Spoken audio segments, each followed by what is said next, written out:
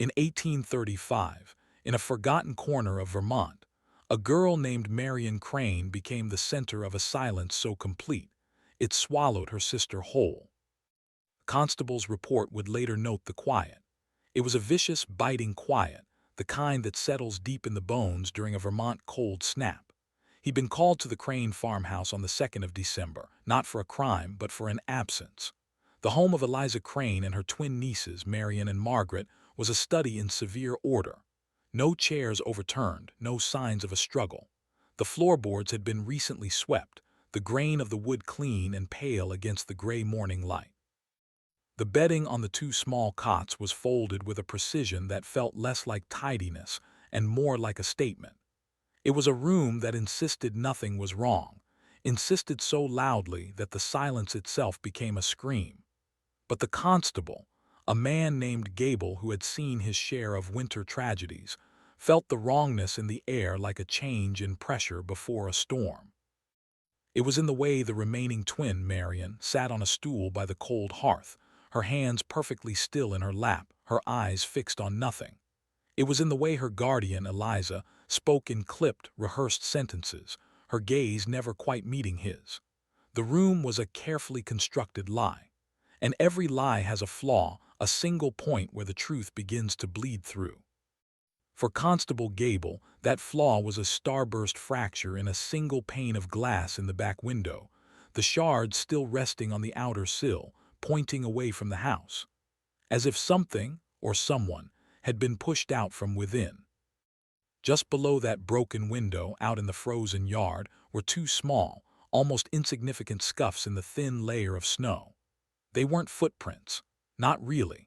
They were more like indentations, the kind of marks left by knees hitting the hard earth, or perhaps elbows, or even the weight of something being lowered down carefully, deliberately, so as not to make a sound. Mrs. Crane insisted the girls hadn't left the house in nearly a fortnight. She said they'd been confined by the bitter cold and by a lingering fever that had clung to Marion. She claimed she'd heard nothing, no breaking glass, no raised voices, no sudden cries in the night. She swore on her Bible that both girls had been present that very morning, eating porridge at the kitchen table, their voices a soft murmur as they recited their morning scripture. But truth has a stubborn way of finding a voice, even when it's been silenced. Neighbors would later contradict her account, their words painting a far more disturbing picture. Mrs. Lydia Foss, whose property bordered the Cranes' land, testified under oath that she hadn't laid eyes on Margaret since the 30th of November. And Marion, she said she'd seen Marion through the front window, just sitting motionless on the bottom step of the staircase for hours at a time, often still in her nightclothes well past noon, a small, silent statue in a house that was holding its breath. What would you do if you saw that? Would you knock on the door? Or would you pull your own curtains closed and pretend the silence was normal? Inside that unnervingly tidy room, one detail defied all logic. The window frame itself, the one with the fractured pane, had been nailed shut, not just latched.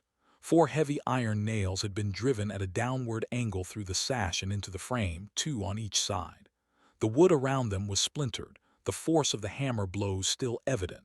The rust on the nail heads was minor, but it was there, suggesting they hadn't been put there that morning. They had been in place well before the glass was broken. Think about that for a moment. A window nailed shut from the inside with a pane of glass broken from the inside. It's a physical impossibility, a contradiction sealed in wood and iron. When the constable pressed Eliza Crane about the state of Marion's hands, the raw abrasions on her fingertips, the dark splinters driven deep beneath her nail beds, the woman's story shifted. She claimed Marion had taken a fall just days earlier while gathering firewood from the back stoop. But this was another lie, a frayed thread in a tapestry that was quickly unraveling. According to her own earlier statement, Marion hadn't been outdoors in weeks. The stories didn't just fail to align, they actively fought one another. In a small cabinet beneath a writing desk, tucked away behind a stack of hymnals, they found a child's apron. It was carefully folded, and its pockets were filled with fine wood dust. When questioned, Marion offered no explanation at all. She just stared. But tangled in the dust, almost invisible, was a single thread of gray yarn, looped tightly around a tiny stick. The kind of simple cord a child might use to tie their teaching slate or to bind their lessons together. The room was locked. By constable's order, it was to be sealed for observation, a silent witness waiting to tell its story. 2 days later, he returned. The chill in the house seemed to have deepened, but something else had changed. The nails were gone. The 4 iron nails that had sealed the window shut had been removed, cleanly. There were no pry marks on the wood, no tool evidence left behind. The frame itself had been wiped down, erasing any trace of the rust or the splintered entry points. The fractured pane of glass was still there, a frozen star against the gray sky, but the outer sill, where the shards had rested, had been scrubbed clean. This was not done by the constable's order. No one claimed responsibility. Eliza Crane said she hadn't entered the room. Marion, they were told, had been confined to the kitchen. The amended police report noted the anomaly without any speculation, just a cold, hard fact added to a growing list of impossibilities. But in the margin below the official signature, a different hand had added a single cryptic line. One left, one remains. The sill says otherwise. It was a chilling whisper of dissent against the official record, a suggestion that the evidence itself was telling a story that no one was willing to hear. You see, this wasn't just about a missing girl anymore. It was about a presence. An intelligence that was actively manipulating the scene, erasing its own tracks, leaving behind not clues but carefully curated absences. It was a ghost tidying up after a murder. You have to understand, the town of Middlesex, Vermont in the 1830s was a place that ran on conformity, on unspoken rules. And the Crane twins, they were the embodiment of that ideal, at least on the surface. But there were records hidden away that told a different story. Among the few surviving documents from the Middlesex Parish School are a series of composition books. They're labeled simply Student Recollections, AM Devotions. Inside, children between the ages of 7 and 12 were instructed to write down their night impressions, as their teacher called them. Dreams, thoughts from Scripture, the quiet fears that fester in the dark. The handwriting varies as you'd expect, but the matched entries of Marion and Margaret Crane, they don't just vary. They converge. They become one. Across 3 volumes spanning nearly 4 years, the girls described identical dreams, in over 24 instances. The settings, the actions, the strange, shadowy figures all matched. One entry from Marion described a long, dark staircase. On the corresponding page, Margaret wrote of a brass doorknob she could not turn. One described hearing her own name being called from beneath the floorboards. The other wrote, "I answered without speaking." Most unsettling of all, though, is the phrase that ended both of their accounts, again and again, independently. "She woke up before me." It's unclear who she is. The names Marion and Margaret almost never appear in the text. It's as if they were both dreaming of a third person, a third presence that was always one step ahead, always the first to open her eyes in their shared, secret world. The dream entries grew stranger over time. In March of 1834, both girls submitted accounts that referenced a girl who stands by the window. And in the margin of each of their entries, they drew a small, crude figure. A rough pencil sketch of a girl in profile, her hands held behind her back, her eyes conspicuously not drawn in. It was after this entry that the schoolmaster, their own guardian, Eliza Crane, added a footnote in the ledger: "Shall cease recording dreams." Interferes with recitations. And just like that, the entries stopped. No more night impressions appear after April 1834. When questioned later, Eliza would claim the practice was just a calming exercise, something to help the younger children articulate their feelings. But other students remembered it differently. Ruth Elkins, a former classmate, described a much more rigid, almost ritualistic atmosphere. She said writing down the dreams was a daily requirement before anyone was allowed to speak aloud. The dreams were never discussed. They were simply recorded, the books locked away in a desk drawer, opened only during that silent, devotional hour. No child was ever permitted to read another's account. And yet, the twins' accounts mirrored each other perfectly. And then there are the signatures. In late 1833, Margaret's name begins to appear twice on several pages. Once as a printed label in the margin, and a second time in a faint, hesitant cursive below the entry. The second signature is poorly formed, shaky. Handwriting analysis isn't conclusive, not from that era, but the evidence strongly suggests that two different hands were attempting to write the same name. There is one final dream, recorded by Marion in the late spring just before Eliza Crane put a stop to the practice. It's shorter than the others, more direct. It reads, "She didn't wake up first this time. I heard her crawl. I didn't open my eyes." There is no accompanying sketch with this one, just a strange symbol drawn beneath the line. Two horizontal strokes joined by a curved mark in the center, almost like a staple or a broken circle. The same symbol that would be found months later, carved into the underside of the sisters' shared school desk. By midsummer of 1835, Miss Crane submitted a formal notice to the parish, stating that the morning records were being discontinued due to a loss of instructional value. The ledger simply ends. The last page is torn, not neatly removed but ripped at the seam as if in a hurry. On the back of that final, torn sheet, there's a faint pressure mark. An indentation from a pencil that was resting on the page above it. When you hold it to the light just right and magnify it, you can see what it was tracing. Two names. Both begin with the letter M, both end abruptly. One name has been rubbed out, erased with such force that the paper has thinned. The other has no period, no finality. It just stops. It hangs there in the empty space, an unfinished thought, a life interrupted. If you're still with me on this journey, comment. The tether remains below, because you're not just a viewer anymore. You're becoming part of this story. You're a witness. The behavior of Marion and Margaret Crane during school hours had long been described as curious. But in a time when conformity was prized above all else, their unsettling symmetry was often held up as an example of perfect discipline. Later interviews with classmates, however, paint a picture that is less about discipline and more about a complete and terrifying erosion of self. In the Schoolhouse Journal for October 23, 1834, a single note appears beneath the morning roster, written in Miss Crane's tight, controlled script. M plus M answered in pair. Asked one, heard both. Children from that time recalled how the twins would respond to oral recitations in perfect, unnerving synchronicity. The same tone, the same packing, the same slight intake of breath before speaking. When asked to read scripture aloud, they would pause on the very same punctuation, even if they were seated on opposite sides of the room. One former student, a boy named Jonas Petty, who was 11 at the time, said something that still chills me. He said, "They blinked like mirrors, always at the same beat, always with the same flat expression." It was initially dismissed as a game, a form of mimicry that twins sometimes engage in. But the behavior persisted, and it grew more abstract, more impossible. When asked to spell a word aloud, one sister would begin the first syllable, and the other would complete it without a single glance passing between them. This continued even when one was placed at the front of the classroom and the other at the very back. It wasn't a trick.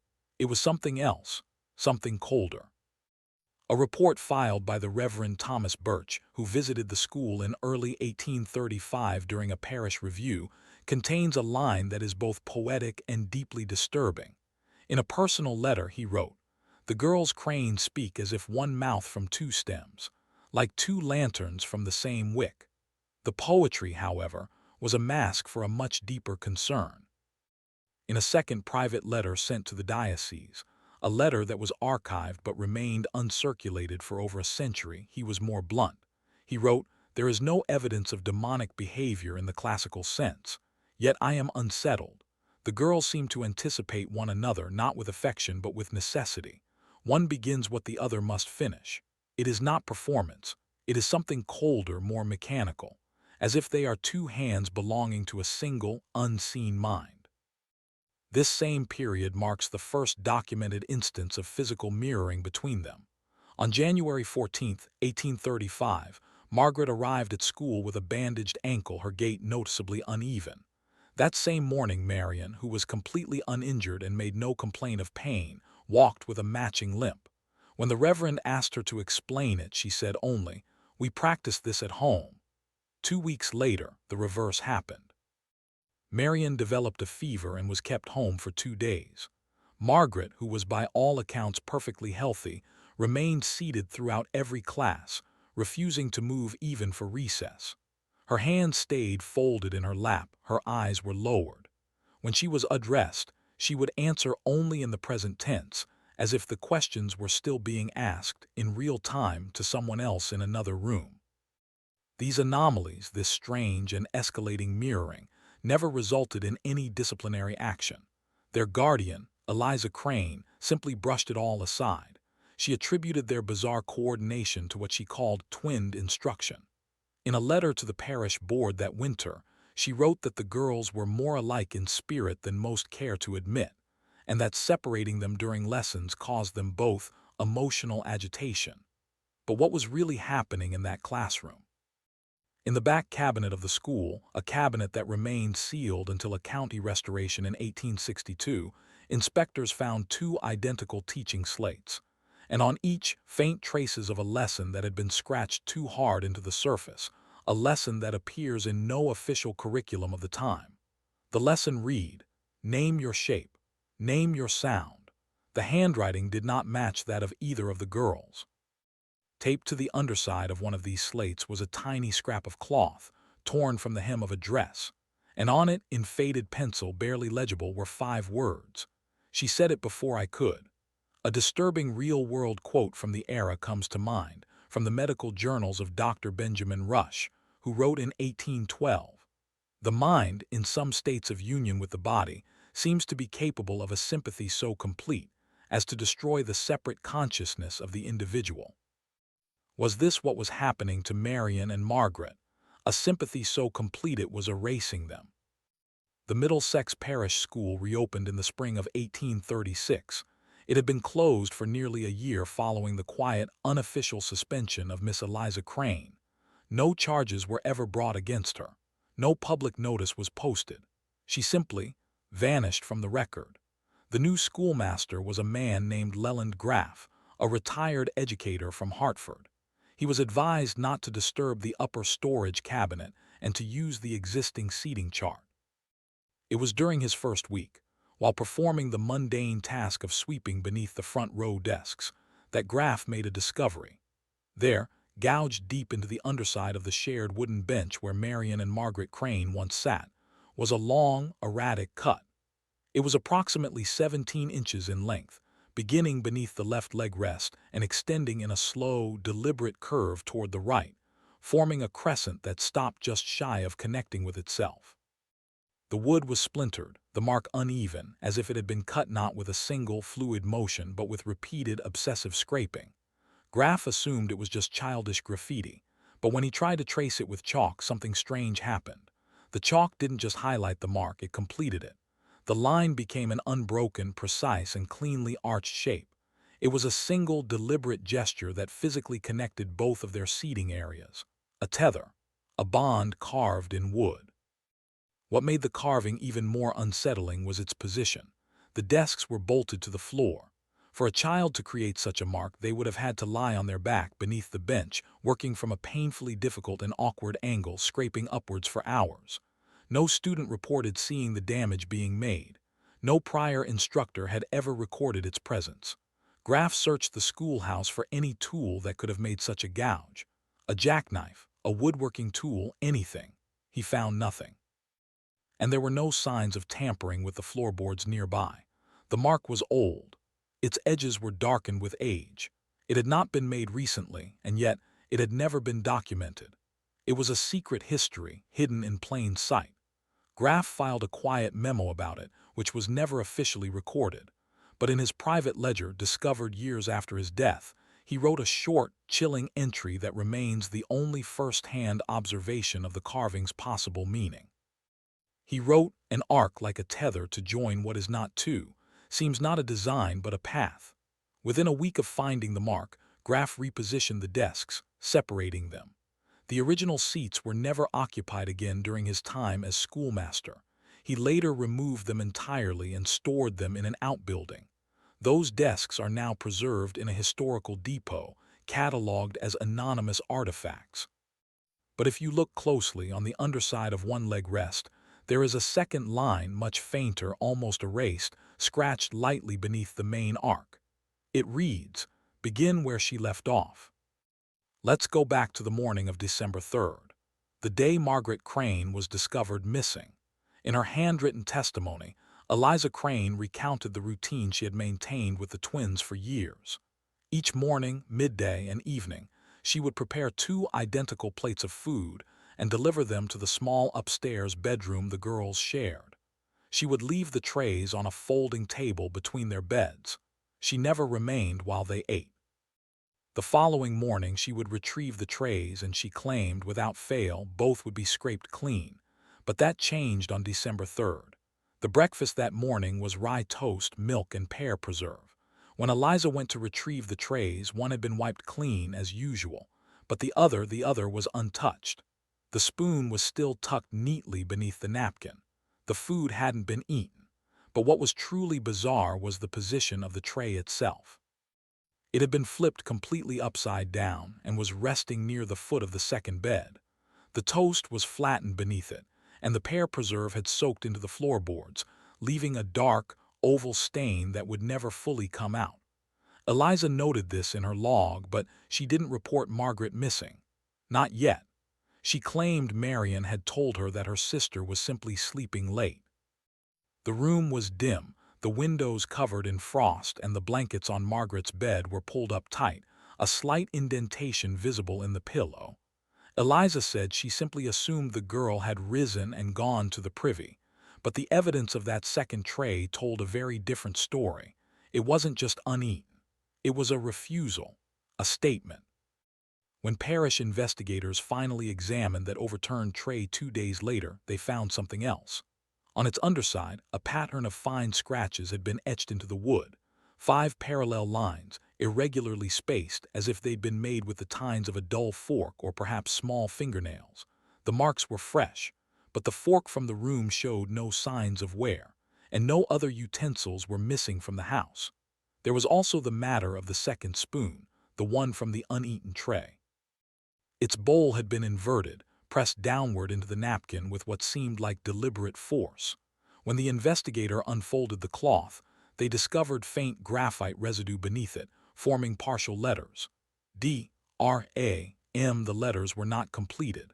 No other writing was found. In a subsequent inventory, Eliza provided 2 spoons she claimed had been taken upstairs that day, but only one of them matched the standard parish-issue flatware. The second was older, its neck was bent, and it had a faint impression of initials on its handle. MC Margaret's mark, Eliza said. But records confirmed that only 2 identical sets of flatware were ever issued to the house. This third, bent, mismatched spoon, it didn't belong there. When asked where it came from, Eliza hesitated, then offered a vague excuse. It may have come down in her pocket one day.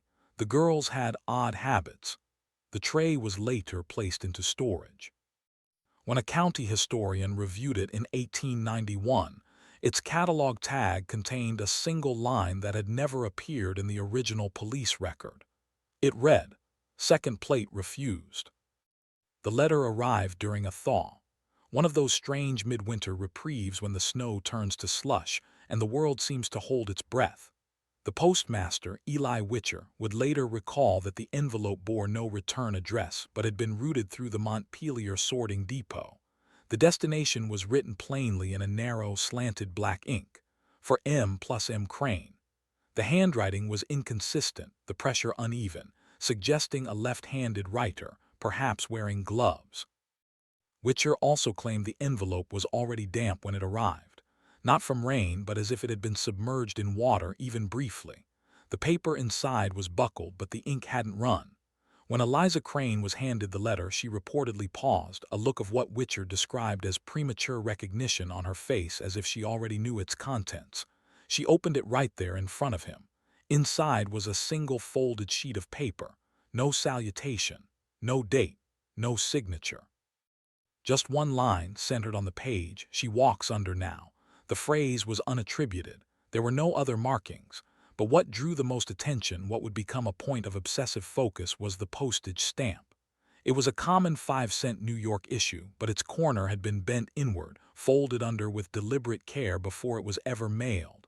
Someone had creased it, folded it toward the center, obscuring part of the design. It was a hidden signal. The practice of folding stamps was discouraged, but it existed as a kind of informal code, a secret language used by lovers or soldiers to convey messages the postmaster wasn't meant to read. A downward fold from the right corner, for example, could signal distress or grief. But this stamp was bent inward, not downward. It was a gesture of concealment, not broadcast. Eliza filed the letter away in her personal ledger, but it didn't stay there. 3 weeks later, during another household inspection, the envelope had vanished. Eliza claimed she'd misplaced it, but it was Marion who later produced the letter, pulling it from inside her reading primer. She had carefully creased it along all 4 of its edges, matching the bent stamp's angle, turning the simple letter into a strange, folded object. When asked if she had read the message, she nodded once. Her reply was chilling in its simplicity. "It isn't a message." No one could get her to explain what she meant. The paper itself was later inspected by lamplight. A faint indentation was found beneath the printed line, the pressure mark of a second message that had been written and then erased. When traced with graphite, it revealed the beginning of another word, until no one knows what followed. The rest of the page had been pressed so flat it yielded no more secrets. The letter was returned to the primer. But the stamp never lay flat again. On December 8, 1835, just 5 days after Margaret Crane's absence was officially reported, a folded envelope was hand-delivered to the Washington County Board of Instruction. Inside was a single page of stationery. No letterhead, no date at the top, and most unusually no signature at the bottom. The note was brief, its language cold and mechanical. "I respectfully step down from my position as educator and caretaker, effective immediately. I will not contest the vacancy or seek remuneration. The ledger remains complete. Let no further entries be added under my name." The document was enclosed with a thin black ribbon pressed flat within the paper's crease. The presence of the ribbon was noted by the clerk but not officially annotated. In the correspondence of the 1830s, a black ribbon was a clear and unambiguous symbol of mourning. Yet, no death had been formally declared. No funeral had taken place. No grave had been dug. The letter was accepted without question. Miss Eliza Crane, who had served the township for 12 years, was quietly removed from the registry of active instructors. No public notice was issued. When the board secretary requested a follow-up, citing the unspecific nature of the resignation, the request was denied by the board's chairman, George Weatherlin. In his own private logbook beneath the entry for December 10th, Weatherlin made a marginal note: "Keep the box sealed. Delay summary until spring." No one ever clarified what the box referred to. Attempts to contact Eliza in the weeks that followed her resignation were met with silence. She remained at the residence for another 4 months, according to census logs, but she ceased all public duties. She became a ghost in her own home. The school ledger she had referenced in her letter, the one she insisted was complete, was found later. It ends abruptly. The last attendance mark for the Crane twins is circled twice. The black ribbon from the letter was never catalogued as evidence. It was simply folded back into the page and filed away. But in 1894, during a routine digitization of archival materials, a county historian noticed something no one had seen before.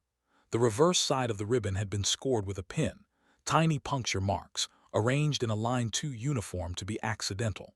Under magnification, the pattern revealed an attempt at lettering. The arrangement suggested 5 characters, though the last 2 were faded or had never been formed. FLO. The page had absorbed a slight discoloration where the pen had pressed too hard. Eliza's name remained on the town's deed registry until 1840, when ownership of the farmhouse quietly passed to the township. The record of the transfer contains no witness names. It's stamped with an unusual note, filed 6 months after assumed vacancy. Her date of death is not listed in any county archive. She is not buried in Middlesex. The last official record, her resignation, lists her title not as teacher or guardian. It simply says, Crane, Eliza, relieved. By mid-January, the parish board dispatched 2 carpenters to the Crane residence. Their official purpose was to assess the building's structural condition. Privately, their instructions were to evaluate the upper bedroom, the one the twins had shared, to see if it could be restored for future use. The room had been left untouched since Margaret's disappearance. Dust had settled, but the bedding was still neatly folded. Both pillows remained on the beds, one perfectly flat, the other bearing a slight, permanent indentation. The carpenters, Nathaniel Green and Elias Fern, began their work by disassembling the iron bed frames, and what they found next was not included in their official report. It was preserved only in a private letter sent by Fern to his cousin, a letter now held in the Worcester Historical Archives. He wrote that the side rail on Margaret's half of the bed was bent. Not broken, not cracked, but bowed, and it was bent from beneath. The iron had curled downward as if it had been pulled with immense, slow force from under the bed. The pressure had not come from weight being applied to the top of the mattress. It had come from below. This was a standard-issue parish bed frame, known for its rigidity. The bowing was not consistent with rust or a manufacturing flaw. It exhibited torque distortion, as if something had gripped the center of the frame from the floor and pulled it down. Beneath that bent frame, the floorboards were covered in fine scratches. They were visible even through the thick winter grime, and they were not random. They were arranged in precise, parallel arcs, each no more than 6 inches wide. The curves ran side by side, a pattern that felt less like damage and more like a rehearsal, a set of practiced movements. When Fern traced a few of them with his carpenter's chalk, they formed gentle hooks, incomplete circles that always curved to the left. They resembled the strange, looping symbols seen in the girls' dream journals. In the corner behind the iron bedpost, the other carpenter, Green, found a small clump of gray linen threads snagged on a splintered floorboard. They were coarse, not from a bedsheet, and measured at least 8 inches long when unfurled. They matched nothing else in the room. When Eliza was asked about the sagging bed frame, she offered a simple explanation. Perhaps the child sat too often in one place. But Marian, when questioned later, gave a very different answer. She said she hadn't sat on that bed at all, not since her sister disappeared. She sleeps there, she said, referring to Margaret. Then she added, her voice barely a whisper, and I laid down beside the weight. No one recorded a follow-up question. That winter, the parish board ordered the bed frame removed and placed in storage. By the time the records were digitized a century later, the item had been delisted from the inventory. All that remains is a handwritten tag found on the back of an old floor plan. 5 words scrolled in faded ink. One side never rose again. The welfare examination of Marion Crane was conducted in a borrowed vestry room at the parish hall. The air was thick with the scent of old wool and damp stone.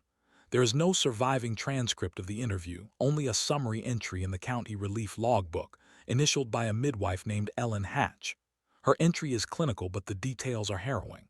It reads, interview difficult to progress, child withdrawn, answered to both names, referred to sister in present tense, no visible distress. Suggested shared dreaming continues. Request for psychological referral denied. According to Hatch's later private correspondence, the interview was a slow, circular nightmare. Marian was asked a series of rote questions, date of birth, place of residence. When asked for the name of her twin sister, she answered softly, Marian. There was a long pause, then she repeated, Margaret. She offered no correction, no clarification. When the interviewer asked which name was correct, she simply stared ahead, unblinking, and did not respond. The interview was halted shortly after. Marian was offered a glass of water and led to a side table where a small mirror was fixed to the wall. Standing before her own reflection, she didn't fidget or look away. She simply stared, not in confusion but as if in study, as if she were looking at a stranger. Then, in a voice that Hatch described as level but deeply fatigued, Marian whispered a single sentence. A sentence that reached back through the years, back to the locked dream journals. She wakes up earlier than me. That phrase, the exact same phrase that had appeared over and over in the final joint dream entries recorded in 1834, a phrase no adult had ever taught them. It was their own secret language, a key to a world no one else could enter. Following that interview, a quiet procedural chaos began. Which name was she to be called? County clerks began rotating the entries. Some forms labeled her Marion, others Margaret. One draft of the county census listed the child simply as M. Crane, age 10, with no twin recorded at all. A later update included a marginal note in faded graphite, appears to answer when called by either. At the parish board's request, the mirror from the interview room was removed and put into storage. It was later broken during a spring cleaning. But when the pieces were being swept up, a partial handprint was discovered on the inner surface of the glass. Not on the front, but on the silver backing. It was not a complete print, just 4 fingers. No palm, the frame had never been opened. No effort was made to preserve the evidence. When Marion was questioned again days later, she gave only one statement. "I know when I'm not awake, but she doesn't." A rare daguerreotype taken weeks later shows her seated alone in a chair. She isn't smiling, but at the bottom edge of the silver plate, a faint pencil mark appears just beneath her chair. It reads, "Both present."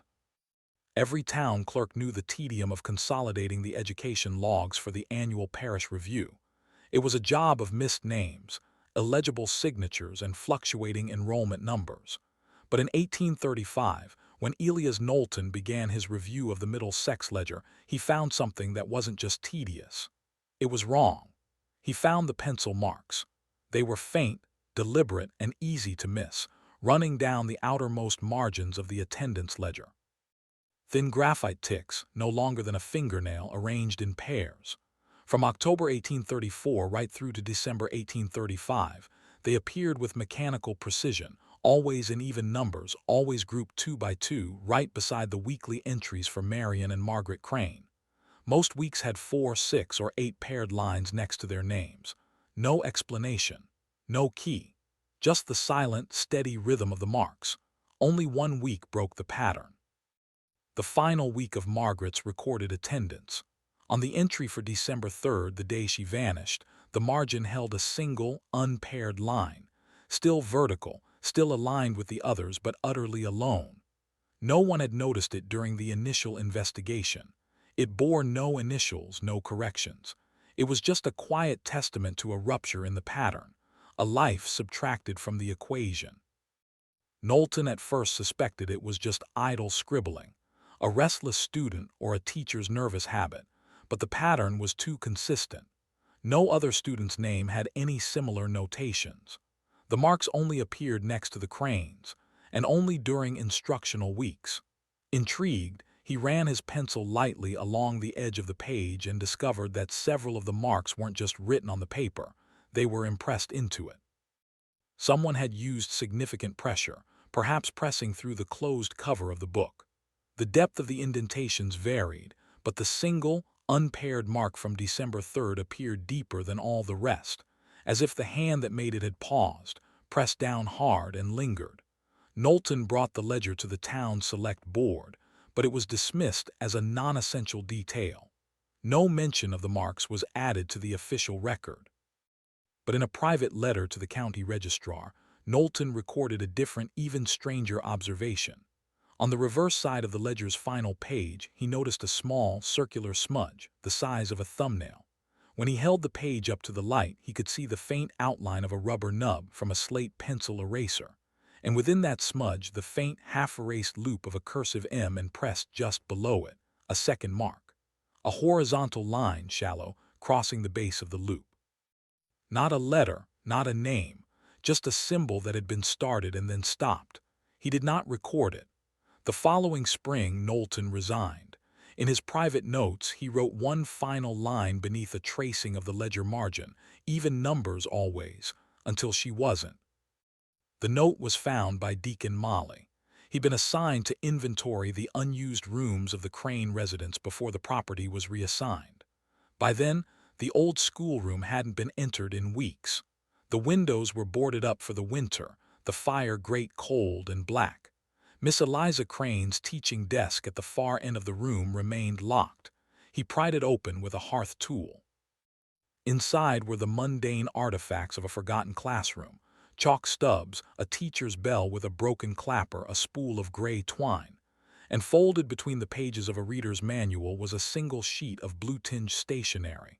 It was thin, slightly warped by the damp, and centered in the middle of the page, written in a fine but unsteady hand, was a single sentence. "She is not gone. She is beneath." It was signed by no one. At first the note seemed unremarkable, aside from its troubling content. But as Molly lifted the page, he noticed the ink had not set. It left a wet residue on his glove, smudging the center line of the text. He was surprised. He let it fall back into the drawer. He returned 2 days later with a county clerk to officially record the note's contents. But the ink still had not dried. Even after resting for weeks in a closed, dark drawer, away from any light or moisture, the writing remained wet to the touch. When a blotting paper was pressed gently against the words, it lifted the ink as if it had been freshly applied. The message was intact, yet it refused to become permanent. It refused to settle. The clerk, a woman named Miriam Don, documented the event in her field ledger. Her entry is a masterpiece of understated horror. She wrote, "Water-based ink, unusual behavior, paper not damp. Words lift freely from surface. Composition suggests refusal, not error. A message reluctant to settle. They tried to reproduce the conditions, but they failed. All the other documents in the drawer were perfectly stable and dry. The note was removed and taken to the vestry office for sealing. When it was examined one last time under lamplight, it revealed 2 small indentations in the lower right corner. Parallel lines, no more than a half-inch long, as if from the pressure of a child's thumbnail, held too tightly against the paper. And between those lines, a faint smudge of charcoal dust. The sentence itself, "She is not gone. She is beneath," bears a chilling resemblance to something Marion had been recorded saying in early December. When a welfare officer had asked where her sister had gone, Marion had simply pointed downward and mouthed the word, "under." The origin of the ink remains a mystery. There was no pen in the drawer, no inkwell. The note was sealed in a linen envelope and placed in the board's secure archive. When it was reviewed again in 1841, the ink still had not dried. A notation was added in the margin of the archive report. It says only, "Recommend preservation. Paper resists finality." And scribbled faintly on the envelope flap in pencil, by a junior clerk whose name has been lost to time, is one final observation: the message hasn't stopped. The photograph was not catalogued. It wasn't donated or displayed. It was found by chance, wedged deep inside the binding of a weather-worn hymnal titled "Voices Lifted in Morning Light." The book was discovered in the damp crawl space beneath the altar of the town chapel. The book's spine was cracked, the pages swollen with moisture, and slipped between pages 48 and 49, illustrating "The hymn too shall rise before daylight," was a cabinet card portrait. Sepia-toned, heavily foxed, the corners curled. On the back, a faint graphite inscription, M+M, followed by a single dash. The image itself was, at first glance, a standard studio portrait of the time. The 2 girls, clearly Marion and Margaret Crane, were posed formally against a curtain backdrop. But it only takes a moment to see the misalignment, to feel the wrongness of it. The girls are not facing the camera. Their bodies are turned forward, but their heads are angled subtly to the left, away from the lens. Their gaze isn't cast into the distance. It's fixed together on something just outside the right-hand edge of the frame. Their faces are visible, but only partially, and neither girl is smiling. The left eye of each girl is slightly out of focus, as if the camera had caught them in the middle of a slow, deliberate movement. But the exposure time for a photograph like this would have been several seconds long. They would have had to hold perfectly still. This meant either the movement was intentional and incredibly slow, or something had disrupted their stillness while the shutter was open. The town photographer, a man named Ezra Melvin, had no memory of taking the picture. His ledgers, which were meticulously kept, show a group portrait of the Crane twins with 5 other classmates, taken late that August. In that photo, they appear perfectly normal, focused, centered. But this cabinet card, the one from the hymnal, was not in his registry. No fee was recorded. It bore no photographer's mark, which was highly unusual for Melvin. A forensic archivist who examined the image in the 1980s made a strange observation. When the photo is scanned and digitally aligned, the eyes of both girls, though directed away from the camera, appear to converge at the exact same vertical point, as if they are both tracing a line toward a missing third figure. The cropping and aspect ratio of the card suggests that a larger image may have been trimmed down. No full-size version has ever been found. Parish council notes from that same April include a brief motion to remove all unshelved hymnals from circulation. The photo was stored away with other church ephemera and it remains uncatalogued. There is one final note, handwritten in red ink on the back of the card, discovered years later under layers of mildew. It's barely legible. It reads, "They turned before we asked." By the spring of 1836, the town had quietly resolved to shutter the Crane schoolhouse for good. There was no official statement linking the closure to the events of the previous winter, but internal correspondence between members of the County Board of Instruction reveals a growing, gnawing unease. It started with reports from a carpenter named Jade Harmon, who was hired to reinforce the front stoop. His work order, dated April 14th, includes a curious side note. He wrote, "Subfloor moves after dusk. Sounds like settling but no frame shift recorded. Taps audible, always two, always again."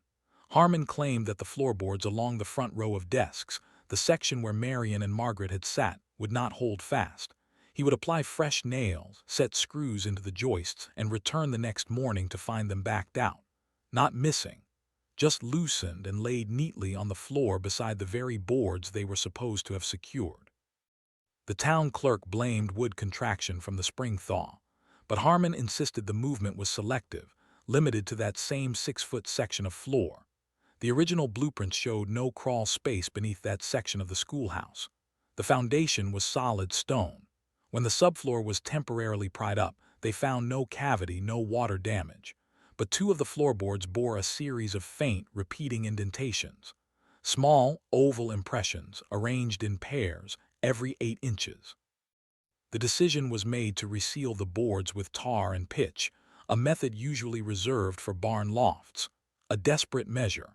But by early May, workers returned to find the sealant had cracked. Cleanly, as if it had been lifted from below in one smooth, powerful motion. The boards themselves were still aligned, but the pitch had split symmetrically, following the exact outline of the section where the girls had sat. The parish minutes from that week include a brief, hastily added motion, recommend closure of instructional structure due to ongoing disrepair, risk of undermining. The official reason cited was structural instability, but the private logs tell a different story. A visiting instructor from Montpelier, who had been brought in to evaluate the space, declined to even enter the building after staying late one evening. Her statement, included in a sealed memorandum, reads, "The taps began beneath my feet, in pairs, 7 times, then one, then nothing." She described the sensation not as a vibration but as a dull, measured knocking, always in pairs, always at floor level, slowing after midnight. The desks were removed the following week. The floorboards were stacked against the back wall, marked for firewood, but they were never burned. When the schoolhouse was finally condemned and boarded up, the wood remained inside untouched. In a 1931 inspection of the sealed building, an archivist recorded a single phrase, spray-painted on the interior wall by some earlier forgotten surveyors. It wasn't a measurement. It was a warning. It said, "Do not nail." Every township kept an education census, a log of school-aged children updated each spring. In 1836, the Middlesex ledger was overseen by a methodical man named Owen Griggs. That year, the ledger ended abruptly. Under the heading for the letter C, the names continue as expected. Kins, Rebecca, Campbell, Jonas, then the D's, the E's, everything in its proper place. until the final letter M there on a line by itself, with no last name, no residence, no parental designation, was a single first name, Marion. It stood alone. The box for her surname was left blank. The residence column was empty. The instructional status field, which should have held a checkmark or a withdrawal code, was also blank. Instead, to the right of her name, a single pencil arrow had been drawn pointing downward, slanted, barely visible, with no explanation. The following page, where the entries should have continued, was left entirely blank, except for one word written in faint cursive in the lower right-hand corner. The word was under. It was not part of any field or column. It just sat there, an island of text on a sea of empty paper, as if it had been added as an afterthought, or a confession. No one signed the page. There was no record number. It was a ghost entry in a book of the living. The anomaly was first noticed by a traveling census auditor from Montpelier. His journal records the moment with chilling simplicity. He wrote, "The line ends too early. No surname, no next child," then silence, and that word, no context, no format, not an error, not a mistake, something else. He asked the registrar, Griggs, for an explanation. Griggs claimed the name had appeared in a memo from the parish board. The instruction, he said, was to record the child as present but unassigned. He could not explain the downward arrow. He claimed he didn't even recall writing it. An internal note filed later that month by the parish secretary suggests a quiet, deliberate cover-up. The note includes a line that is now underlined in red ink in the county's scanned archive. It reads, "No correction required if no correction requested." There was no record of Marion Crane attending any school after January of that year. She was not enrolled in any other township. And yet her name remained on the 1836 census, untethered, unexplained, alone. The ledger resumes several pages later, with the letter N. The blank page remained.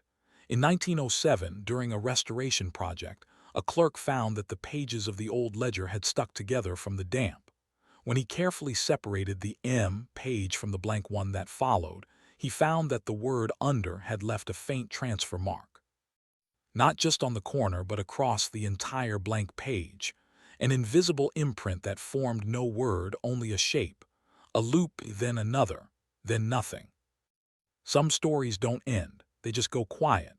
They become whispers in the archives, footnotes in a history that no one reads. The story of Marion and Margaret Crane is one of those. A tale of a bond so absolute it defied the laws of physics, of identity, of life and death itself. Was it a shared psychosis? A Foley adieu carried to its terrifying, logical conclusion? Or was it something else? A glimpse into a different kind of existence, where two bodies could be governed by a single will, a single consciousness that refused to be separated, even by the finality of the grave. The records stop. The witnesses fall silent. The buildings decay. But the questions linger in the cold Vermont air like a ghost. The uneaten plate, the nails in the window, the bed frame bent from below, the voice that answered from two mouths at once. These aren't just historical curiosities. They are fragments of a truth we are not meant to understand.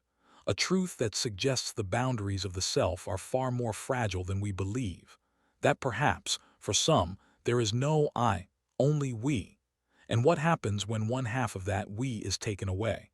Does the other half simply cease to be? Or does it learn to carry the weight of two souls in one body? What do you believe happened to Margaret Crane? Was she the victim of a terrible, hidden crime? Or did she simply merge? Did she retreat into the one place no one could ever find her, inside her sister? If these questions haunt you, subscribe and turn on notifications. The truth bleeds through if you know where to look, and we have so much more to show you.